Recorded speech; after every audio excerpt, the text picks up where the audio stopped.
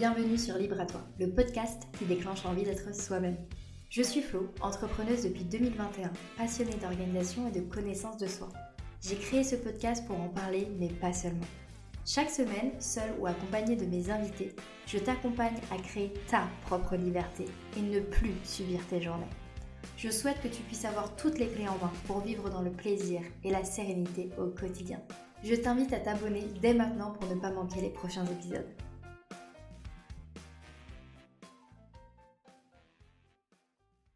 Hello, j'espère que tu vas bien. Bienvenue dans ce nouvel épisode de Libre à toi. Aujourd'hui, on va parler d'un sujet dont j'entends pas spécialement beaucoup parler, qui est l'effort que le fait de s'organiser demande. C'est-à-dire tout ce qu'on va mettre en place afin de pouvoir se sentir organisé ou s'organiser. Et tout cela, ça nous demande des efforts constants ou ponctuels. Et donc c'est souvent ce qui crée aussi un épuisement, une fatigue et aussi un dégoût de l'organisation quand justement on se rend compte que nos efforts sont vains, que ça ne sert à rien, que malgré tout ce qu'on essaye de faire, tout ce qu'on met en place, on n'y arrive pas et on se sent pas mieux dans notre quotidien, dans notre orga et on n'arrive pas à atteindre nos objectifs ou à réaliser nos projets. Dans cet épisode, j'ai aussi envie de te montrer que cet effort, à un moment donné, s'il est bien mené, peut te permettre de te sentir mieux, de te sentir bien et d'atteindre tes objectifs et de te sentir vraiment en accord avec l'organisation que tu choisis de mener. C'est aussi un peu l'idée, c'est de te dire ok, va avoir des efforts à fournir, mais si ces efforts ils sont mis au bon endroit, au bon moment et avec la bonne personne, eh bien tu verras des résultats. Et si ça n'est pas le cas, je spoil un peu, mais si ça n'est pas le cas et que la formule qui te correspond n'est pas respectée, c'est là que tu vas sentir la déception et que tu vas ne pas réussir à trouver du bénéfice à tous les efforts que tu auras pu fournir en amont.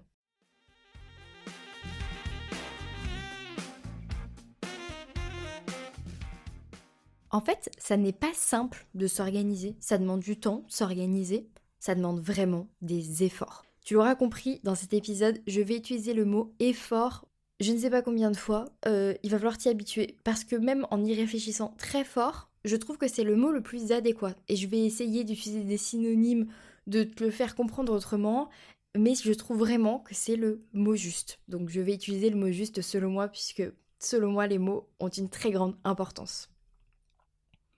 Toutes les personnes que j'ai pu accompagner en coaching ou dans des ateliers, depuis 3 ans maintenant, ou 3-4 ans presque, elles avaient toutes un point en commun. Il y avait une vraie souffrance pour elles dans le fait de s'organiser. Ça n'était ni fluide ni évident. Ça leur demandait constamment des efforts. C'était même douloureux parfois, voire quotidiennement. Et c'était vraiment pas une partie de plaisir. L'acte même de s'organiser et de planifier et de réfléchir à son organisation. Et pourtant certains, et c'est là le grand paradoxe de mes clients d'amour, pour eux, l'organisation c'était quelque chose de fascinant. Ils étaient même fans des concepts d'orga, des méthodes de productivité, ils essayaient d'en appliquer tout le temps et dès qu'ils en trouvaient des nouvelles, ils étaient hyper intrigués et curieux d'essayer de tenter.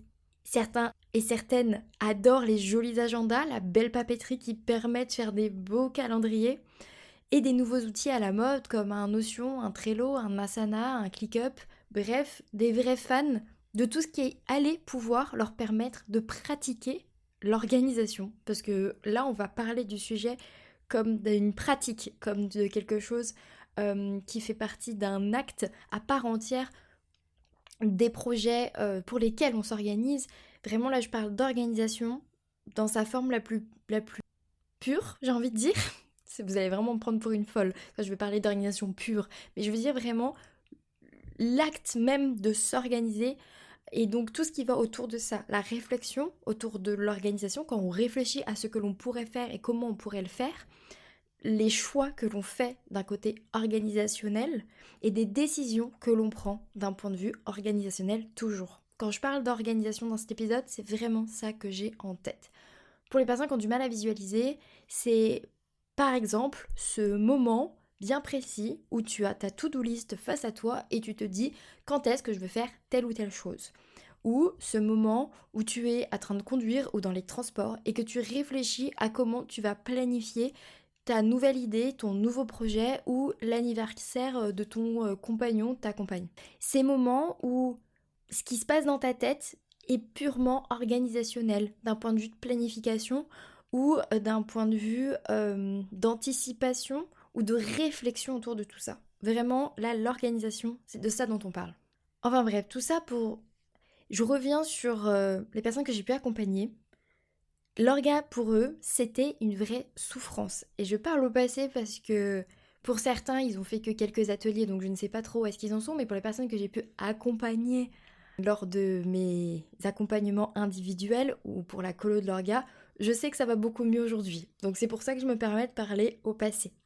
Et pour d'autres personnes que j'ai pu croiser lors d'ateliers ou lorsque j'animais des ateliers pour la CC Family par exemple, pour beaucoup, pas pour tout le monde, mais pour beaucoup, l'organisation c'est synonyme de galère, de trucs stressants, pas pratiques, pas faciles et vraiment pas du kiff. C'est pour ça que j'ai tourné vraiment beaucoup de mon discours sur l'organisation du kiff parce que justement j'ai envie qu'on change un peu cette idée.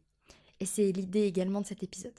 Et je suis pas très différente des personnes que j'ai pu accompagner, parce que pour moi aussi, et encore aujourd'hui, m'organiser me demande beaucoup d'efforts, et des efforts qui sont parfois douloureux, parfois difficiles, parfois qui vont à contresens de ce dont j'ai besoin ou envie pendant le moment où je m'organise. Ça n'est pas évident.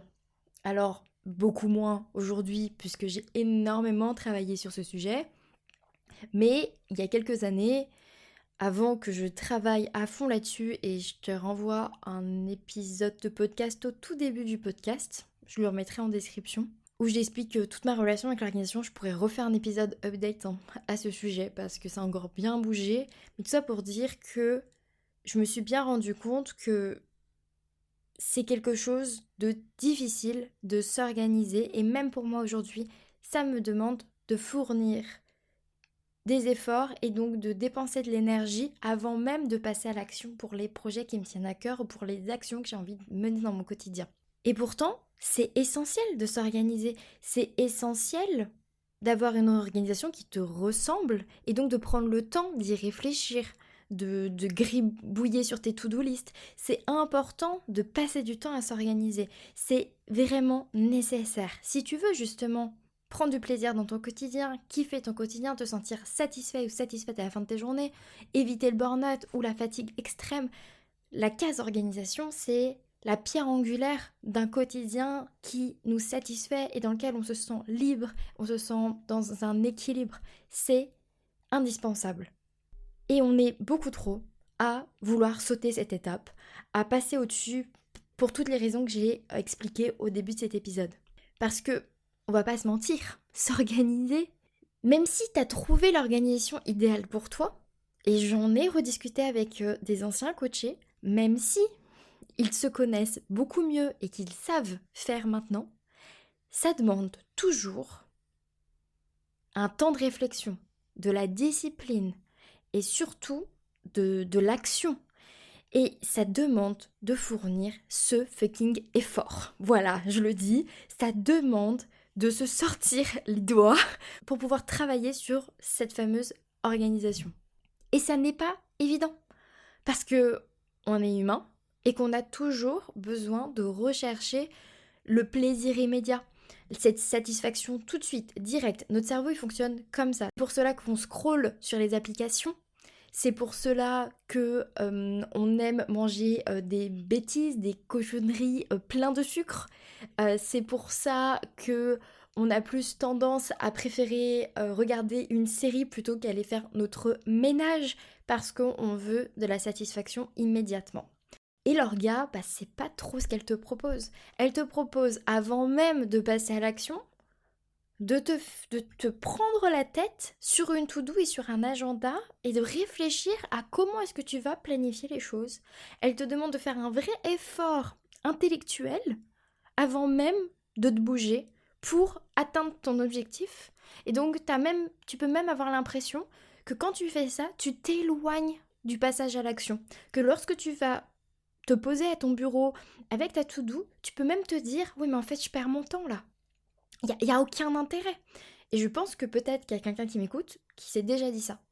Est-ce que vraiment je suis efficace quand je fais ma to-do, puisqu'en plus après, étant donné que tu n'as peut-être pas trouvé ton orga idéal, lorsque tu fais ta to-do, il est bien possible qu'ensuite elle ne serve à rien. Et c'est vrai, parce que peut-être qu'elle ne te correspond pas et que la manière dont elle a été faite n'est pas du tout adaptée à ta manière de fonctionner. Et ça, c'est un autre sujet.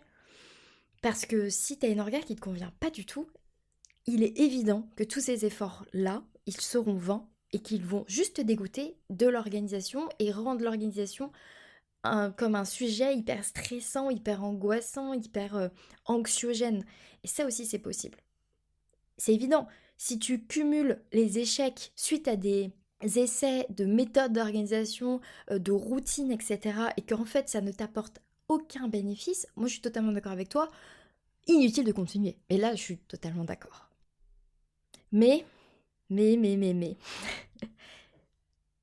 si tu trouves l'organisation qui te convient, et bien en fait, tu vas prendre le temps pour ensuite gagner du temps. Ça peut sembler peut-être totalement illogique, parce que tu peux être une personne qui n'a jamais aimé préparer, planifier et t'investir dans l'anticipation du projet, mais souvent, eh bien, les personnes qui ont du mal à planifier, anticiper, prendre ce temps, ce sont les mêmes personnes qui n'avancent jamais sur leur projet et qui te disent toujours oui, je le ferai plus tard, oui, demain, qui remettent tout à plus tard, ou que lorsque 3 ans après qu'ils t'ont parlé d'une idée géniale qu'ils ont eue, quand tu leur en parles en disant alors ça en est où, et bien là ils te diront ah bah j'ai pas trop eu le temps d'avancer dessus, c'était pas dans mes priorités, je suis passée à côté. Maintenant, c'est peut-être trop tard. Donc oui, peut-être que il y a plein de choses que tu avais envie de faire, que tu as envie de faire, que tu as eu envie de faire. Et qu'en fait, puisque tu ne voulais pas passer par cette étape qui t'allait te demander beaucoup d'efforts, eh bien tu ne les as simplement pas faites. Car en fait, c'est l'idée même d'organiser les choses qui te fout la flemme. Et ça, je peux totalement comprendre. J'ai passé, pour raconter une anecdote à moi, alors que, coucou, je suis la coach en orga, comme quoi les cordonniers sont toujours les plus mal chaussés. J'ai passé quasiment toute ma première année d'alternance sans système d'organisation adapté à mon alternance. Sans avoir un système de suivi de mes devoirs, de mes rendus de dossier, etc. créé. Et pourtant, lorsque je me suis enfin décidée à le faire, j'ai pris littéralement 30 minutes pour créer un espace Notion dédié. Et après, c'était fait. J'avais plus rien à faire. Mais juste, je n'ai pas pris ce temps. Ce temps me paraissait de trop, pas accessible, comme si c'était pas possible. Alors qu'en fait, si. C'est juste que je me suis mise une barrière, je suis cachée derrière la procrastination, derrière la flemme, derrière la non-envie. Alors qu'en fait, juste ça m'a fait galérer pendant quasiment toute une année scolaire pour vraiment pas grand-chose. Alors si tu te reconnais dans ce portrait de personne pour qui ça semble infranchissable de prendre le temps de s'organiser, je t'invite vraiment à réfléchir à ce qui ne fonctionne pas pour toi dans ton organisation, à vraiment te poser ces questions-là et à prendre le temps d'apprendre à bien te connaître pour pouvoir ensuite mettre en place une organisation qui te demandera quand même moins d'efforts. Et même si ça te demande des efforts, il y aura des résultats. Et c'est ça le plus important. C'est la première question que je demande dans la plupart de mes accompagnements. Enfin, pas la première. Dans les premières questions, c'est justement cette théorie de l'échec. Parce que ça nous apprend tellement sur notre façon de fonctionner. C'est hyper important comme info et on n'exploite pas assez les théories de l'échec. On met tout sous le tapis, on se dit on veut plus en parler, on veut plus le voir, on veut plus se rendre compte que ça existait parce qu'on a l'impression d'avoir perdu notre temps, perdu notre énergie, perdu notre envie, notre motivation, bref, on met tout sous le tapis et du coup on ne regarde pas et on court tête baissée, on saute à pieds joints dans une nouvelle méthode, dans une nouvelle promesse, sans même se rendre compte de pourquoi est-ce que avant ça n'a pas fonctionné. Donc vraiment, interroge-toi sur pourquoi ça n'a pas fonctionné et qu'est-ce qui n'a pas fonctionné. Bref, si tu te reconnais dans ce portrait de la personne qui essaye toujours tout plein de tips et de méthodes pour se sentir enfin organisé, mais que tous les efforts se terminent en épuisement mental et en sentiment d'échec total, eh bien déjà, tu n'es pas seul du tout, car moi-même, je suis passée par là à plusieurs reprises. Et ensuite, l'effort dans l'orga, c'est inévitable. Je suis désolée de te le dire, mais c'est inévitable. Mais ça n'a pas à être douloureux. Ça n'a pas à être une souffrance absolue à te dégoûter. L'effort, ça fait partie du process. Car sans effort, il n'y a pas de progrès. Mais si ça te demande continuellement d'aller à l'encontre de ta nature, c'est là qu'il y a un problème. Et c'est vraiment ça que j'ai envie que tu retiennes.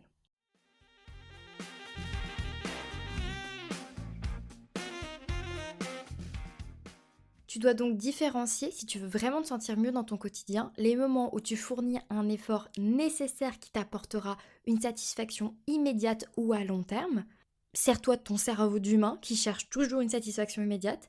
Si rien qu'à la fin de ta session de planification, du temps que tu auras pris pour planifier tes tâches, pour organiser ton mois, ta semaine, organiser tes repas, organiser tes courses ou quoi que ce soit d'autre, tu ne ressens pas dès la fin de cette session déjà un peu de satisfaction, de légèreté, d'apaisement, déjà là, c'est qu'il y a un souci. Et ensuite, à long terme, tu vas voir finalement sur le mois que tu auras planifié, tu auras pris le temps de bien caler tes rendez-vous, de bien caler les temps pour toi et les temps avec les autres par exemple. Tu verras bien à la fin de ce mois si tu te sens mieux, si tu es satisfait ou satisfaite de ces journées. Et donc c'est ça qu'il faut regarder.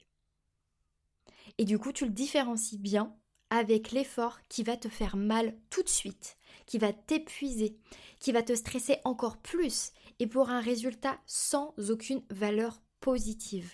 Si tu planifies tout ton mois et qu'à la fin du mois, tu es exténué, sur les nerfs, stressé encore plus, tu as l'impression d'en avoir avancé sur aucun de tes objectifs, là, c'est qu'il y a eu un problème dans la matrice, c'est évident. Donc c'est vraiment cette analyse-là qu'il faut essayer d'avoir. Pour te raconter, en reprenant un petit peu ma vie en main, entre grands guillemets, ces dernières semaines, ça m'a demandé des efforts de discipline, des efforts de concentration, des efforts de temps et des efforts pour mettre les choses au clair et prendre le temps de m'organiser et de libérer ma charge mentale. Car j'ai dû me poser parfois pendant des heures pour juste m'organiser. Et souviens-toi du sens de s'organiser, comme je te l'ai dit au début de l'épisode. Faire le ménage dans ma tête, revoir mes outils d'orga, faire des to-do, planifier, organiser mes blocs de temps, définir des objectifs, tout ça, ça a nécessité que je passe à l'action dans ma planification, mais aussi que je passe à l'action dans la vraie vie avec justement la mise en place de mes premiers objectifs, la mise en place de mes premières tâches vraiment importantes pour pouvoir me sentir mieux. Et tout ça, ça m'a permis ensuite de soulager tout le reste de mon quotidien et de n'avoir plus qu'à suivre mon plan d'action et utiliser mes outils. Alors bien sûr, je suis encore en test, en phase d'apprentissage de cette nouvelle méthode. C'est pas encore parfait, ça roule pas parfaitement. Je suis pas sur un train à grande vitesse, loin de là. Ça me demande encore beaucoup d'efforts. Mais je le sais aujourd'hui et je le sais pour les semaines et les mois à venir, ça vaut le coup. Parce que dès que je finis une session d'organisation, de planification ou que je mets à jour ma to-do list, je ressens déjà cette fameuse satisfaction. Parce que surtout, à aucun moment, tous ces instants étaient une torture pour moi. À aucun moment, je me suis sentie perdante dans ce que je faisais, dans le temps que je passais à m'organiser. Et lorsque je suis mon plan d'action, que je me tiens à ma nouvelle organisation, que je remplis mes outils d'organisation, eh bien, j'ai des efforts à fournir pour le côté discipline, mais sinon, ça me paraît plutôt fluide. Quand je dis que ça me paraît, c'est parce que, comme je le dis, j'ai encore des ajustements à faire. Je préfère être honnête avec toi, ça se fait pas en un jour. Ça ne se fera pas en 2 semaines ou en un mois, et je le sais. Mais ça m'est propre parce que j'ai besoin de beaucoup de temps pour m'adapter, me rendre compte de ce qui va, de ce qui va pas. Puisque, comme je te disais, j'ai laissé à l'abandon toute cette partie pendant un peu trop longtemps sur certains points de ma vie. Donc maintenant, il faut revenir tranquillement dans la course. Et j'ai envie aussi de te le partager pour te montrer que ça demandera toujours des efforts, surtout si à un moment donné, et ben on a fait dérailler le train. Et ben il va falloir bien le remettre sur les rails et ça peut être long. Et c'est normal. Si tu as eu un gros changement dans ta vie, une grosse transition, avant tout roulait super bien et là ça a déraillé, prends le temps de reprendre en considération tout ton orga, toute ta planif et tous tes outils. Et peut-être que tu auras besoin de tout changer ou juste d'ajuster une toute petite chose qui faisait que le train n'avançait pas correctement. Mais c'est tout petit et c'est ça qu'il faut changer. Prends le recul sur ta propre organisation pour voir où est-ce que l'effort est trop douloureux. Où est-ce que l'effort n'a pas à être et où est-ce qu'il est utile.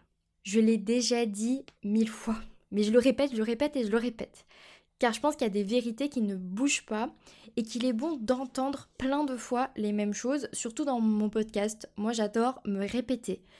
Mais un jour, j'ai entendu qu'il faut entendre 7 fois une information pour vraiment la retenir et en faire quelque chose.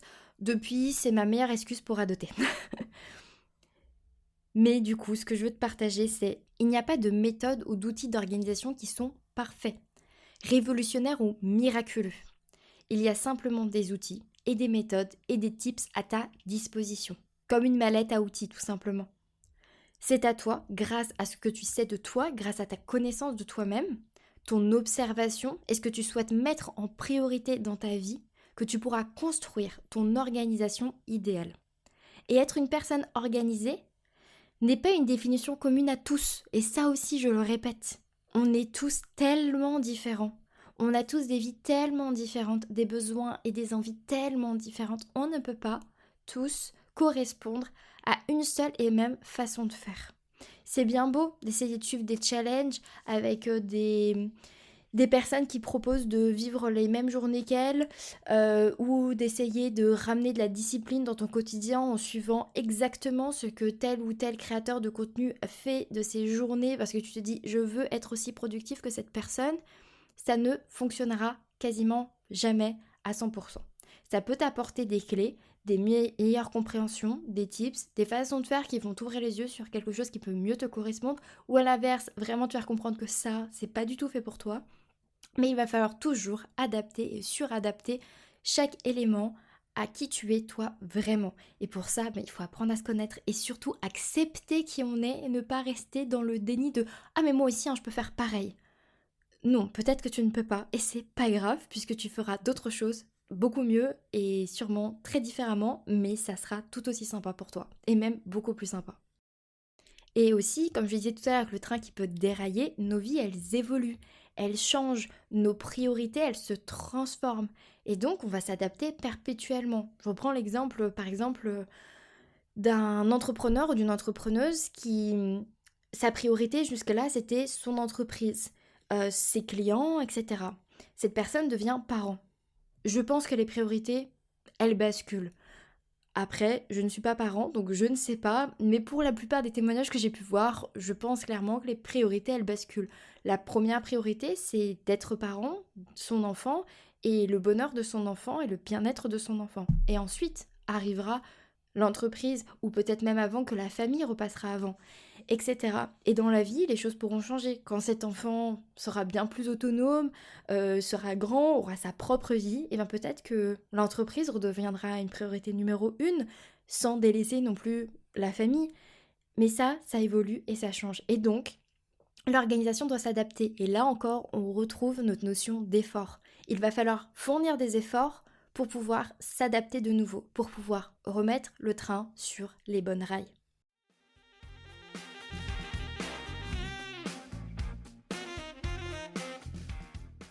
Alors cet épisode, je voulais le faire car je sentais que j'étais dans une phase d'effort beaucoup plus intense quand je m'organisais, quand je réfléchissais à mon orga et quand je mettais en place ces changements dans mon quotidien. Ça m'a permis de réfléchir à ce sujet et donc de te rappeler que oui, c'est normal que ça demande des efforts. Ça n'est pas grave, ça n'est pas catastrophique, mais faire attention à ce que cet effort il soit cohérent, à ce que cet effort ne te dégoûte pas et ne soit pas à l'encontre de ta nature. Et c'est là que la plupart d'entre nous, on échoue. Et je m'inclus parce que ça m'arrive. Et ça m'est arrivé plein de fois il y a très longtemps. Et ça peut encore m'arriver aujourd'hui, je le sais. On est comme ça, on a tellement envie d'idéaliser certaines parts de nous parfois, ou d'idéaliser certaines personnes qui y arrivent de cette façon, que donc on fonce tête baissée dans quelque chose qui n'est pas du tout fait pour nous. Et là, ça devient un cauchemar. Et là, on n'est jamais bien avec soi. Vraiment. On culpabilise parce qu'on n'arrive pas à tenir nos engagements ou on va se mettre une pression de dingue pour y arriver de cette façon. Alors que, pourquoi se faire du mal? Vraiment, pourquoi se faire du mal? L'effort dans l'organisation doit rester sain. L'effort dans l'organisation, il est présent. On va pas faire comme s'il n'existait pas. Ça serait mentir et je suis pas là pour ça non plus. Parce que, je l'ai dit tout à l'heure, mais j'ai envie de le répéter parce que j'aime bien cette phrase, il n'y a pas de progrès sans effort. Et on a envie de progresser dans notre quotidien. Et je parle pas de progrès dans le sens devenir une meilleure version de soi, nanana. Vous savez très bien que c'est pas du tout mon discours. C'est pas du tout ce que je pense. Je suis plus team. Ça serait cool de s'aimer tel qu'on est et de pleinement s'accepter pour justement vivre à fond notre propre potentiel. Mais on a tous envie de progresser quotidiennement dans notre vie, de passer de la tâche numéro 1 de notre to-do à la tâche numéro 12 sans que ça soit la Troisième Guerre mondiale. Voilà, c'est vraiment ça le plus important selon moi. Donc si jamais tu te sens dépassé, tu te sens stressé au bout du rouleau, vraiment pas en adéquation dans ton organisation et que cet épisode t'a fait vraiment comprendre que oui, c'est trop dur, ça te demande trop d'efforts. C'est vraiment pas simple pour toi. Bah, je te rappelle simplement, là comme ça, en passant, que c'est mon boulot de t'accompagner dans ce genre de difficultés. Donc si jamais tu veux en discuter avec moi juste lors d'un appel totalement gratuit en appel découverte, je suis disponible, mon calendrier est ouvert, tu as un lien dans la description de ce podcast. Et puis si jamais tu te sens pas prêt ou prête ou c'est pas dans tes priorités du moment, de venir en discuter avec moi ou te faire accompagner, ça c'est totalement compréhensible. Eh bien, je t'invite vraiment à faire pause sur la manière dont tu t'organises aujourd'hui, à te poser toutes les questions que j'ai proposées dans cet épisode, c'est-à-dire pourquoi est-ce que ça ne fonctionne pas? Pourquoi est-ce que ça n'a pas fonctionné? Pourquoi est-ce que c'est aussi douloureux pour moi? Pourquoi est-ce que ça me fait autant de mal? Pourquoi est-ce que je n'y arrive pas? Pourquoi est-ce que ça me demande autant d'énergie, autant d'efforts, autant de temps pour si peu de résultats? Je suis convaincue qu'on peut prendre énormément de plaisir en s'organisant. Je suis convaincue que l'orga peut devenir un vrai kiff. Ça peut devenir du jeu, ça peut devenir du plaisir, ça peut devenir quelque chose qu'on pourra même partager aux enfants de notre entourage ou à nos enfants comme quelque chose de vraiment cool. Je suis persuadée qu'on peut vivre dans un monde où l'orga ne sera pas forcément soit le dada de ceux qui sont hyper fans d'organisation et qui aiment que ça, et que ça soit un peu vu comme quelque chose de strict, un peu de pas du tout fluide et libérateur, ou même quelque chose d'anxiogène, de stressant, ou qu'on pense que il y a des personnes organisées et des personnes qui ne le sont pas, qu'on sépare les gens dans deux catégories. Je pense vraiment que c'est pour tout le monde.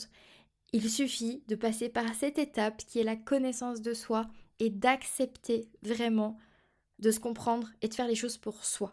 Et ça, je le redirai jamais, c'est préparer, planifier, prendre le temps de s'organiser, réfléchir à ce qui est prioritaire, à ce qui est urgent, ce qui est important, et mettre en place les outils qui vont soutenir cette mise en action, c'est primordial.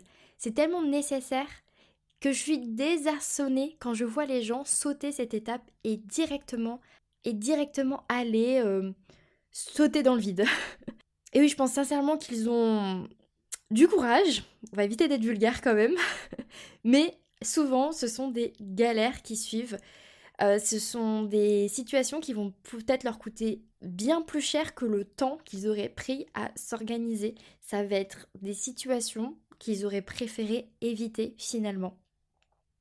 Ou un épuisement un peu trop précoce, ou un projet qui n'a pas de fondation assez solide, donc s'écroule sur lui-même. Tout ça, je l'ai vu, je l'ai vécu, et je pense vraiment que c'est important de ne pas sauter cette étape dans notre vie, de ne pas passer à côté de ça, sans non plus vous mettre la pression et vous dire que c'est obligatoire. Non, c'est ce que je pense. Et si pour toi, l'orga, tout ça, c'est hyper flou, tu as du mal à te rendre compte comment mettre plus d'orga dans ta vie sans que ça soit une vie hyper stricte, bah continue à suivre Libre à toi parce qu'on va pas mal en parler. Et pour terminer, et j'aurais dit tout ce que j'ai envie de dire aujourd'hui, je ne dis pas à aucun moment dans cet épisode de ne pas laisser la place à l'imprévu. Car l'orga, c'est surtout pas ça selon moi.